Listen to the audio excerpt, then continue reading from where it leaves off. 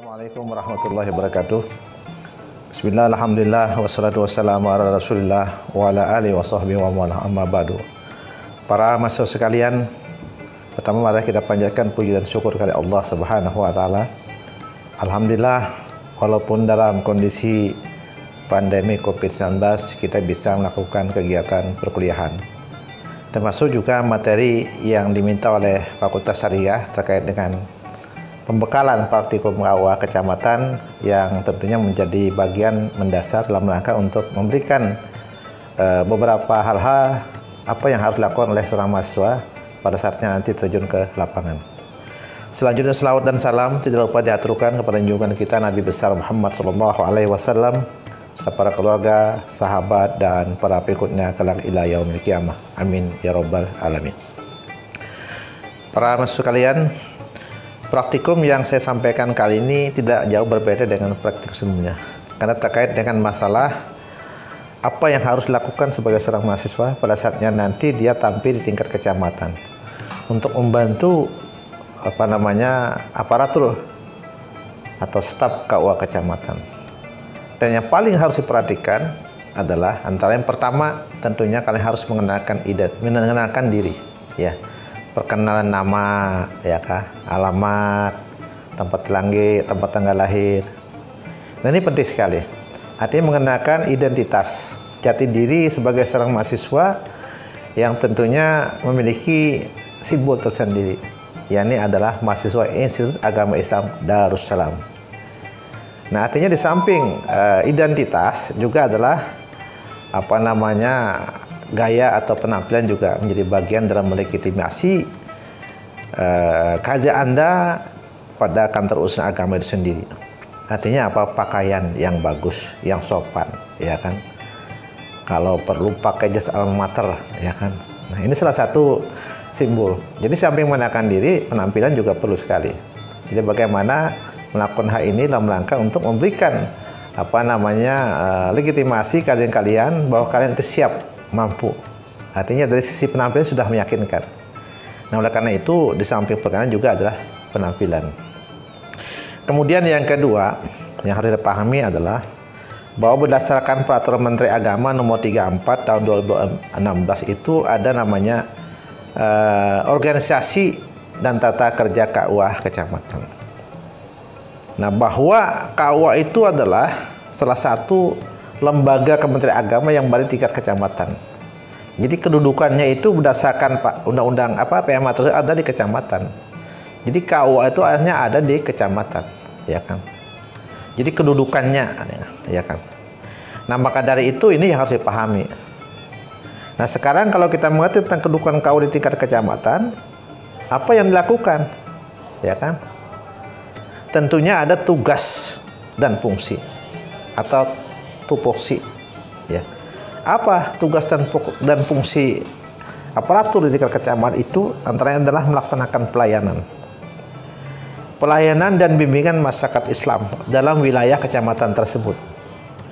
Jadi membimbing umat, membimbing masyarakat agar betul dia memahami apa yang menjadi bagian dalam rangka dia sebagai warga negara tentunya.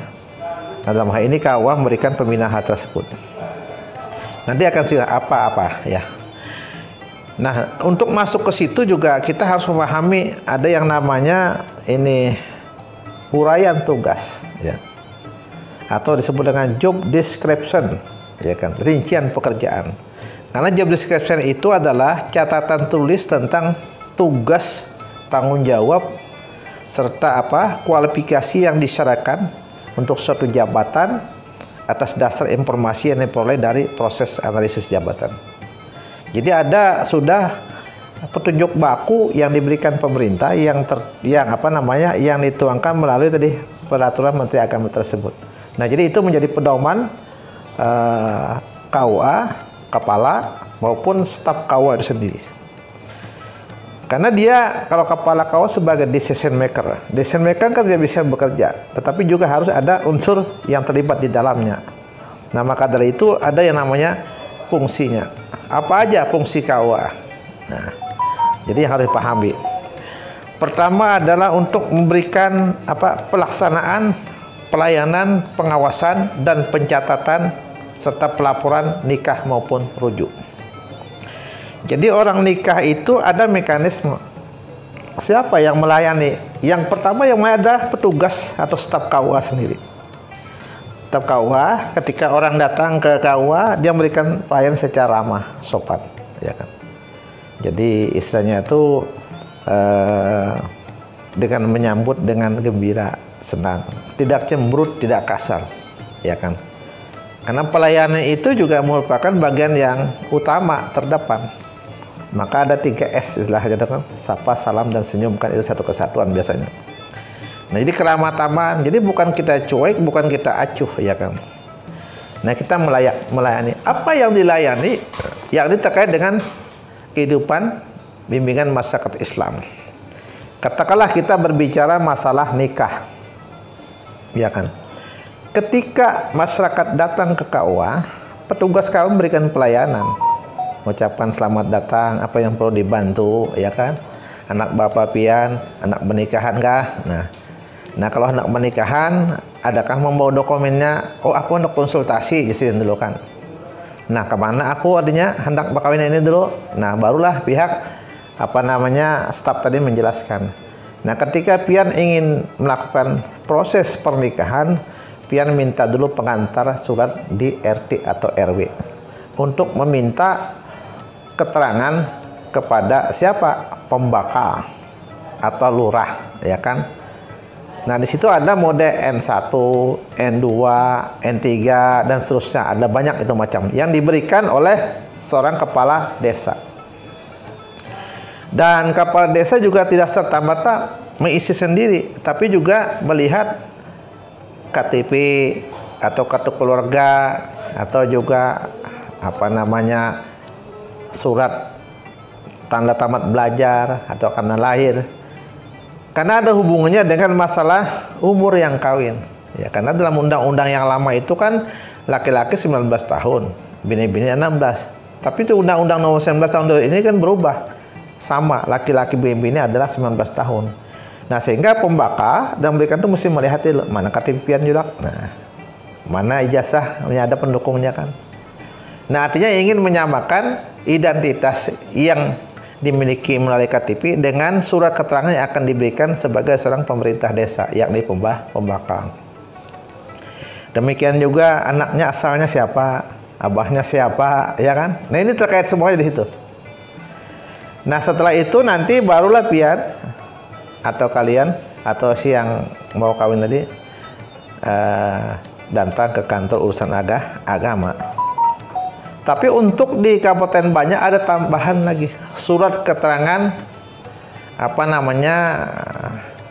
sehat dari puskesmas. Nah, tambahan itu. Memang di undang-undang perkan tidak ada, tapi tambahan dari Perda. Ada setiap calon pengantin harus diperiksa dulu kesehatan. Nah, jadi minta surat kesehatan di kecamatan supaya calon akan kawin ini nantinya sehat. Artinya tidak sakit. Siapa tahu membawa penyakit. Apalagi sekarang musim corona. Nah, ya kan berbahaya. Nah, jadi diberikan pengobatan dulu. Tapi kalau dia sehat diberikanlah surat keterangan. Nah, itu juga dibawa oleh calon pengantin tadi, baik calon pengantin laki-laki maupun calon pengantin wanitanya. Dan memintanya sesuai dengan domisili. Kalau lelakiannya umpamanya kebetulan orang Banjarmasin, ya berarti minta surat pengantar desanya, lurahnya di Banjarmasin. Kalau kebetulan di Martapura, ya di Martapura. Jadi tergantung domisili catin tadi atau calon pengantin tadi. Nah, setelah itu lalu dibawa ke KUA kecamatan. Nah, di sini kan yang namanya pelayanan tadi. Jadi melayani orang yang datang yang ingin melaksanakan sebuah proses yang namanya perkawinan. Kenapa? Karena di situ ada yang namanya pengawasan. Apa yang diawasi? Yang diawasi adalah umurnya. Karena kalau umurnya belum memenuhi persyaratan, tidak boleh KUA melakukan pernikahan. Maka dari itu umur itu harus 19, ya. Tapi kayak apa umpamanya umurnya kada sampai, tapi sudah kawin, hendak kawin juga boleh. dengan catatan harus minta rekomendasi ke pengadilan agama. Nah, jadi pihak staf KUA itu adalah mencek dokumen yang diajukan oleh calon mempelai. Apakah dokumen laki-laki maupun dokumen wanitanya. Itu dicek gitu, diteliti. Tempat tanggal lahirnya, umurnya, ngarannya, BIN-nya. Ya kan? Kan tidak sedikit juga orang ingin melakukan upaya cepat mudah dengan cara-cara yang tidak dibenarkan. Umpamanya ambil aja orang tertua jadikan umpamanya kan kuitan, padahkan kuitan, ya kan? Padahal bukan. Atau dipadahkan umpamanya kuitannya kereda, lalu dang jadi wali karena disanak. Nah, ini kaitannya dengan hukum. Ya kan? Kaitan dengan wali. Nah, ini fungsi pengecekan itu untuk mendudukan syarat-syarat ini agar memenuhi standar hukum Islam, ya kan? Karena wali itu ada wali akrab, ada wali abad. Yang mau ada abahnya kan apa harus anaknya kan begitu. Nah, jadi ini yang dicek. Jadi oleh siapa? Di staf KUA. Nah, kemudian setelah dia mencek, lalu dicatat dalam buku besar identitas calon mempelai tadi, ya kan? Nah, kemudian setelah dicatat, kemudian lagi nanti dilaporkan ke Kanwil, ya kan? Atau ke kabupaten dulu, baru ke Kanwil dan terus ke Kementerian Agama di pusat, ya kan? Nah, setelah itu barulah diumumkan di papan pengumuman model NC1 kan itu. Nah, ini dalam rangka mengolah tadi kan orang yang mau masuk melaksanakan proses pernikahan. Kenapa? Karena pelayanan dan bimbingan pernikahan ini penting sekali untuk memberikan legalitas perkawinan seseorang. Jadi pintu masuknya itu adalah pengecekan dokumen awal itu. Kan tidak sedikit orang yang memalsukan data, tidak sedikit juga oknum yang memasukkan identitas dirinya. Nah, padahal itu tidak dibenarkan. Jadi tidak ada pada saat di kemudian hari yang sifatnya kau itu salah nulis nama, salah nulis tanggal lahir, karena sudah bercermin kepada data yang diberikan oleh calon mempelai. Nah, jadi ini penting pengecekan. Jadi untuk menghindari hal-hal yang tidak diinginkan dalam proses pernikahan, termasuk juga yang rujuknya, ya kan? Jadi dilihat dulu masih iddah atau tidak kan. Nah, mana bahasa pulang sudah iddah. Nah, ini yang dilakukan oleh aparatur KUA ketika pada saatnya nanti di lapangan. Nah, setelah dicatat, diumumkan di pengumuman model NC7 itu menunggu waktu kurang lebih sekitar 7 hari, ya kan? Kenapa ada rentang waktu 7 hari itu? Maksudnya adalah untuk memberikan informasi kepada masyarakat. Jangan-jangan ini punya suami, jangan-jangan punya istri, padahal tidak umpamanya. Nah, jadi ini untuk melakukan kontrol pengawasan publik. Jadi selama 7 hari. Jadi kalau masukkan dokumennya tanggal 1, berarti tanggal 8 barulah boleh dilakukan pernikahan. Nah, tapi bagaimana Pak kalau umpamanya hendak menikahan 3 hari, apalagi di kampung. Di kampung itu kan sudah menyembelih sapi, ya kan? Untuk selamatan, undangan sudah berbagi. Bisalah Pak, kurang dari 7 hari pernikahannya. Boleh, tapi harus ada rekomendasi dari Pak Camat. Jadi pihak Caten minta rekomendasi ke kantor kecamatan. Kemudian dibawalah ke staf KUA. Nah, jadi pada prinsipnya tidak boleh, tapi ada fleksibilitasnya itu. Hal-hal tertentu yang patut untuk dipertimbangkan. Tadi dengan alasan sudah berundangan, sudah menyembelih sapi, menyakan. Nah, jadi boleh dimajukan pernikahannya dan harus menunggu selama 7 hari. Nah, kemudian setelah itu nanti pada hari ke-8 dalam menunggu dalam 1 sampai 7 itu kan penjadwalan pernikahan. Siapa yang akan menikahkannya kan itu. Nah, dijadwalkan oleh petugas KUA tadi. Karena yang menikahkan itu adalah orang yang sudah memiliki sertifikat seperti penghulu, ya kan. Artinya dia sudah betul-betul memiliki kompetensi. Kan tidak gampang itu. Sebagai seorang penghulu ada persyaratan untuk bisa menjadi sebagai seorang penghulu. Antara lain dia menguasai fikih munakahat, ya kan, tentang syarat rukun nikah. kemudian juga dia memahami dan mengerti betul Undang-Undang 1 tahun 1974 maupun Undang-Undang yang baru, ya kan, 2009 kemarin. Nah, itu paham betul dia. Nah, artinya apa? Dia harus punya sertifikat. Nah, itu syaratnya. Nah, sehingga nanti pihak staf itu hanya mengajukan usul kepada KUA siapa yang akan menikahkan. Kalau memang ternyata di KUA itu ada 4 orang punya sertifikasi boleh menikahkan, maka kan dibagilah dalam 1 bulan itu berapa orang yang mengajukan usul pernikahan, ya kan? Nah, setelah itu baru pelaksanaan akad nikah. Nah, pelaksanaan akad nikah, saya ulang, pelaksanaan akad nikah itu bisa di KUA dan juga bisa di rumah. Kalau kita di Martapura, umumnya itu ketujuh di rumah. Kenapa? Sekaligus selamatan. Nah, tapi konsekuensinya ada peraturan presiden tentang masalah biaya nikah. Kalau nikah di rumah itu bayarnya 600.000. Tapi ketika kalian nanti nikah di KUA itu gratis. Nah, ini maksudnya apa? Untuk memberikan kemudahan bagi masyarakat. Ya kan, tidak ada lagi alasan biaya nikah mahal. Tapi biaya nikah sekarang sudah gratis. Nah, tinggal para catin saja, ya kan. Mau di KUA gratis pada hari dan jam kerja, mau di rumah gratis. Nah, ini hal-hal yang tentunya yang harus dipahami dalam konteks pendidikan proses pernikahan.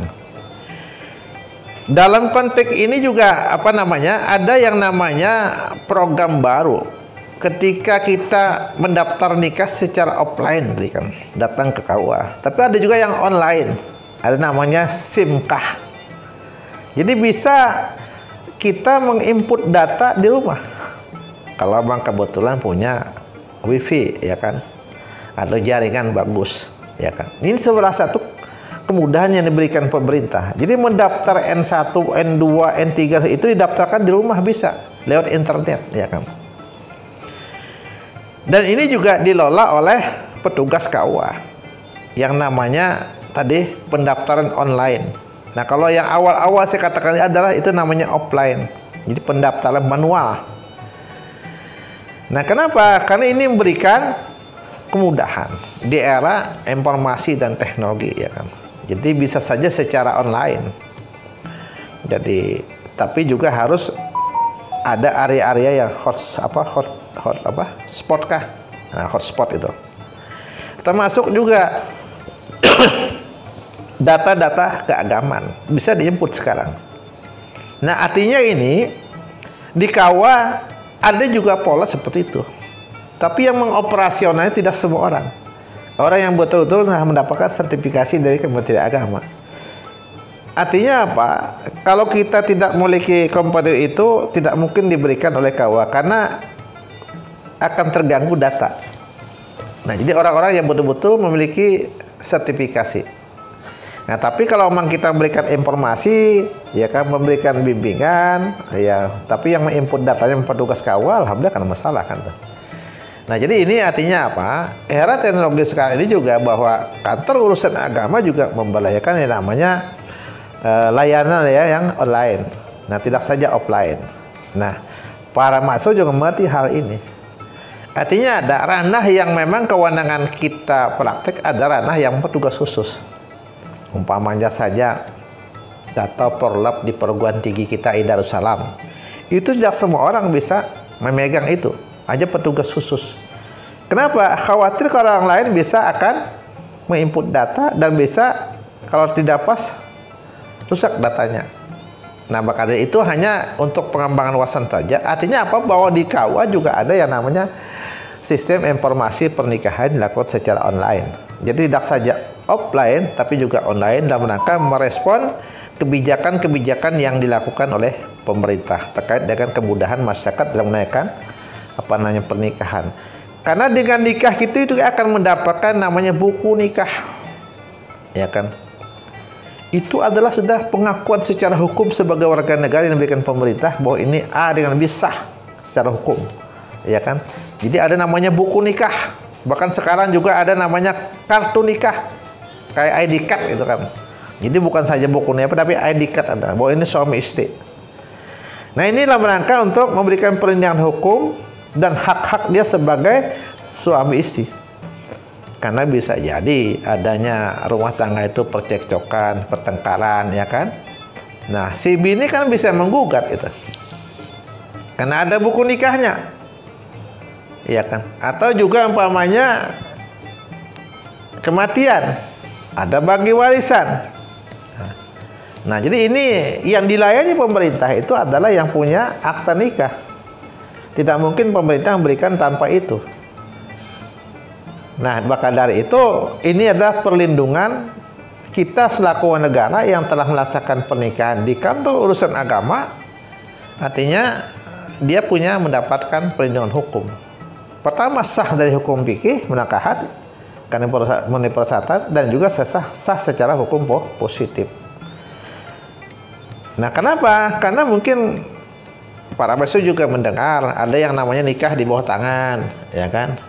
Ada yang namanya nikah siri, ya kan? Ada namanya nikah di bawah umur, ya kan? Nah, itu semuanya adalah proses pernikahan yang tidak mengikuti Undang-Undang Nomor 1 Tahun 1974 yang diamandemen menjadi Undang-Undang Nomor 19 Tahun 2019. 36 Tahun 2019. Nah, maka dari itu ini juga harus dipahami. Ketika ada di antara yang bermain mata, kayak apa aja, kami nikah di bawah tangannya KUA Madri, ya kan, umpamanya. Itu nggak boleh. Aparatur KUA atau kita yang praktikum di sana dilarang, ya kan, untuk mendukung terselenggaranya kegiatan nikah di bawah tangan. Kenapa? Kada sah. Kapan nikah bawah tangan? Tergantung, ya kan. Kalau rukun nikahnya kurang, kada sah. Tapi kalau rukun nikahnya terpenuhi saja, ya kan, saksi wajib dan seterusnya, itu kan ada masalah. Secara hukum fikih sah, tapi hukum positif yang tidak menerima. Karena dampak dari buku nikah yang diberikan itu banyak sekali, ya kan. Ada tanggung jawab pemerintah di situ, memberikan perlindungan kepada warga negaranya, ya kan. Nah, apalagi banyak bisa duit natural haji ke Mekah, ya kan. Namun kalau di bawah tangan tidak bisa. Karena syarat bikin paspor itu harus adalah adanya akta nikah, ya kan. Nah, jadi ini. Jadi secara umum tugas pokok yang paling utama itu ada pelaksanaan pelayanan pernikahan. Itu yang paling mendasar yang akan kalian lakukan pada saat di tingkat kecamatan. Ada juga pelayanan lainnya yang tentunya harus dilakukan, tapi tidak begitu mendasar. Umpamanya pelayanan masyarakat ingin mendirikan rumah ibadah umpamanya. Ada juga itu, ya kan. Dia bisa minta untuk kepastian arah kiblatnya. Nah, ini. Kemudian lagi kepastian hukum Islamnya seperti apa, ya kan. Juga ada itu. Jadi pelayanan pendirian rumah ibadah atau masjid, ya kan. Nah, jadi ini dilakukan juga oleh KUA. Kenapa? Karena memang puruyahnya dalam masyarakat kita Banjar ini banyak. Nanti yang berlatar belakang Nahdlatul Ulama, ada berlatar belakang Muhammadiyah, ada Persis dan sebagainya itu kan. Nah, kalau ulama klasika kan tidak mau masjid yang berdekatan itu. Tapi kalau mau melakukan tembak ada masalah berdekatan. Karena konsekuensi hukum ada ta'adud Jumatnya, berbilang. Jadi siapa yang dahulu takbiratul ihramnya, maka itulah yang dibenarkan menurut agama. Nam tadudi, bahasa baju huruf bahasa. Nah, ini biasanya ulama klasika kalau mau berdekatan. Nah, ini juga harus nanti dikendalikan oleh Kementerian Agama. Artinya pada prinsipnya tidak melarang pelindung ibadah, tapi betul-betul kebutuhan nyata. Kebutuhan yang memang diperlukan masyarakat setempat, ya kan. Artinya apa? Kan jangan berdampingan, kan itu biasanya. Nah, jadi tidak melarang tapi mengatur dan mengendalikannya. Nah, ini peran KUA juga, karena awal orang bikin rumah itu kan tidak mungkin mesti kecamatan dulu. Yang tahu kan kecamatan, barulah nanti naik ke kabupaten, kasih urais, barulah minta rekomendasi ke FKUB, kan begitu.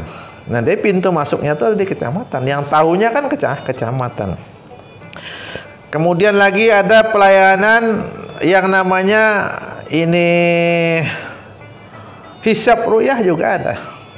Jadi KUA juga berperan, tapi sudah lewat nih bulan Ramadan kan, ya kan. Kalau pas puasa itu ikut terlibat melaksanakan Ru'yatul Hilal. Karena itu bagian daripada tugas yang dilakukan oleh aparatur KUA, ya kan. Kemudian lagi juga terkait dengan masalah-masalah yang besarnya saja, masalah zakat, wakaf juga. Ya. Kan ada sudah namanya Undang-Undang 23, ya kan, tentang penyelenggaraan zakat, ya kan. Nah itu kan ada namanya organisasi, ya kan, Basnas. Nah kita di KUA ikut mendukung, ya kan, penyelenggaraan penunaian zakat lewat UPZ kalau di kecamatan itu. Karena yang Basnasda cuma di kabupaten. Jadi boleh menerima dan menyalurkan, tapi kalau UPZ hanya mengumpulkan saja di kecamatan. Nah ini kalau bulan Ramadan juga, apalagi malam hari raya itu banyak sekali orang mendeklarasikan diri ingin menjadi amil, dilanggar di sekolahan, ya kan. Tapi yang betul adalah nangar amil itu diangkat oleh pemerintah. Ya kan, kemudian si amil tadi dibimbing, dilatih, diberikan pembekalan wawasan dari aspek hukum fikihnya kan, kemudian pendistribusiannya bagaimana, menerimanya kayak apa, menjalankannya paham betul. Nah sehingga menyalurkan zakat di situ, mereka di situ selaku amil dia salurkan lagi kepada yang betul-betul berhak menerimanya. Karena ada istilah bahasa Win itu ada perencanaan. Nah kalau UPZ kan di kecamatan itu, jadi hanya untuk mengumpul saja. Mengumpul. Tapi kita bicara kemarin dengan pengurus Bas Kabupaten Banjar, boleh aja apa menyalurkannya. Kami minta laporan aja artinya. Nah, laporan. Kan ada juga pandangan masyarakat, kamu nunjuk ke Bas kan dapat lagi artinya zakat. Nah, jadi ada fleksibilitasnya, ya kan. Kemudian lagi yang ramai juga adalah masalah haji juga. Itu peran KUA juga. Karena bimbingan manasik haji itu adanya di tingkat KUA, di kecamatan. Jadi bimbingan manasik haji, tapi tahun ini insya Allah kadada, ya kan.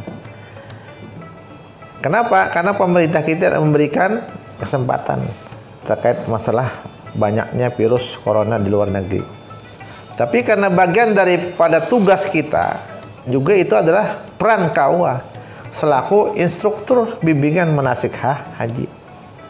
Ya, yang dilakukan oleh pemerintah. Jadi yang pemerintah itu yang maksud kami yang reguler, bukan yang plus tidak, ya kan. Ya, nah itu juga mereka dibimbing mulai dia mendaftar, kemudian pasca pendaftaran, kemudian lagi sudah mendaftar resmi, didiklat selama 10 kali, kemudian pasca haji juga dibina. Nah dalam rangka untuk memberikan pemahaman, karena kasihan menunggunya sudah pada selawih tahun, kemudian lagi belajar tapi belajar, nah kasihan kan hajinya. Nah karena sudah menunggu, jadi harus bujur-bujur pemerintah melakukan pembinaan. Melalui apa? Melalui kantor urusan agama, namanya bimbingan manasik haji. Nah jadi secara umum apa yang menjadi bagian tadi adalah merupakan kemungkinan besar, ya kan. Tapi yang paling mendasar adalah nikah dan rujuk, ya kan. Paling mungkin ada orang minta arah kiblat kan, termasuk juga itu kan. Nah jadi intinya kesimpulan adalah yang perlu dibangun dalam kegiatannya di lapangan nanti adalah pertama penampilan, ya kan.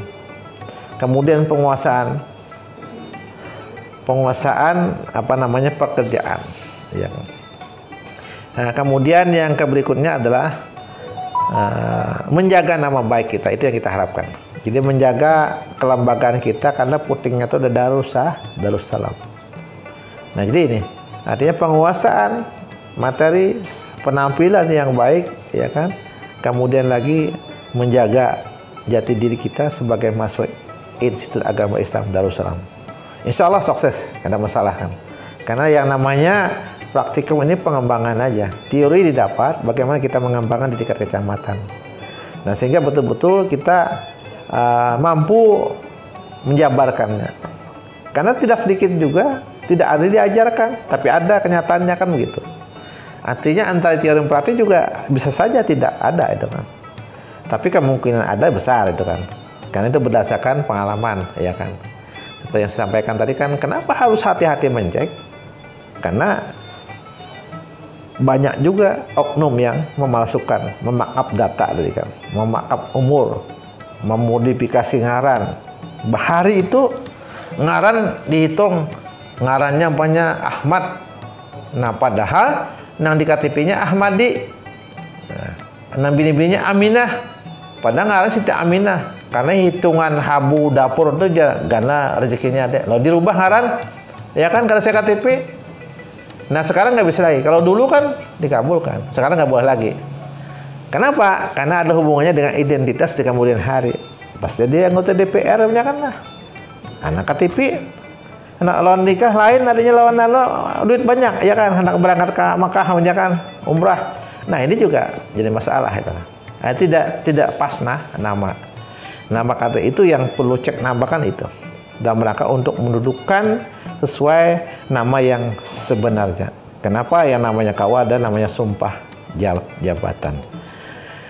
Nah, kira-kira itu aja secara umum. Nanti bisa dilihat di slide saya ini ya, terkait dengan masalah pembekalan ini. Mudah-mudahan ini menginspirasi, memberikan wawasan dalam rangka untuk pelaksanaan praktikum di lapangan nantinya terkait dengan masalah pernikahan khususnya, ya kan. Yang penting kuasai, ya, menguasai maksud kami pokok-pokok terkait dengan uraian tugas KUA itu sendiri, insya Allah, ya kan. Ada doa, ada usaha, ada istiqomah dan tawakal, ya kan, disebut dengan duit kan, jika duit. Dan mudah-mudahan nanti berkah. Nah, kira-kira ini saja yang dapat kami sampaikan dalam pembekalan ini. Mudah-mudahan ini menjadi jembatan untuk bisa memberikan pelayanan prima kepada masyarakat terkait pelaksanaan pernikahan. Dan mohon maaf atas kekhilafan dan kesalahan. Selamat berpraktek. Semoga Allah Subhanahu wa taala senantiasa memberikan bimbingan dan petunjuk dalam melaksanakan tugas yang mulia ini. Demikian, wal afa minkum wallahul muwaffiq ila aqwamit thariq. Wassalamualaikum warahmatullahi wabarakatuh.